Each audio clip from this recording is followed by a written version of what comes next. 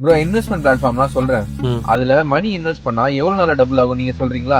சொல்லிட்டா போச்சு. FD 6 to 7% return வரும். டபுள் ஆக 10 to 12 இயர்ஸ் ஆகும். பிபிஎஃப் 7% டபுள் ஆக 10 இயர்ஸ் கண்டிப்பா எடுக்கும். பாண்ட் இது அகைன் 7%, இதுலயும் ஆல்மோஸ்ட் 10 இயர்ஸ் எடுக்கும். இபிஎஃப் இது 8.25% டபுள் ஆக 8 to 10 இயர்ஸ் எடுக்கும். நிஃப்டி 50 இது 11 to 12% டபுள் ஆக 6 to 7 இயர்ஸ்.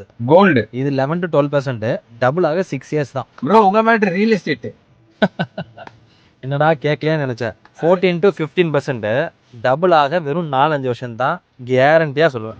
சரி, இதெல்லாம் நான் ஏன் உங்களுக்கு சொல்கிறேன் அப்படின்னா, நிலம் வாங்கணும்னு நம்ம எல்லாத்துக்கும் ஆசை இருக்கும். ஆனால் அதை வாங்குறதுக்கு போதிய பணம் நம்ம எல்லாருக்கிட்ட இருக்குமா அப்படின்னு கேட்டால் அங்கே ஒரு பெரிய கொஷின் மார்க் தான். பட் நான் சொல்கிற இன்வெஸ்ட்மெண்ட் மூலிமா இந்த பணத்தை நீங்கள் ஈஸியாக ரெடி பண்ணலாம். அப்போ தான் நான் லாஸ்ட்டாக சொன்ன ரியல் எஸ்டேட்டுக்கு உங்களால் சீக்கிரமாக வர முடியும். ஸோ மறக்காமல் இது உங்கள் ஃப்ரெண்ட்ஸ் அண்ட் ஃபேமிலிக்கு ஷேர் பண்ணுங்கள். நீங்கள் கோடீஸ்வரர் வர வழியும் சீக்கிரமாக பாருங்கள்.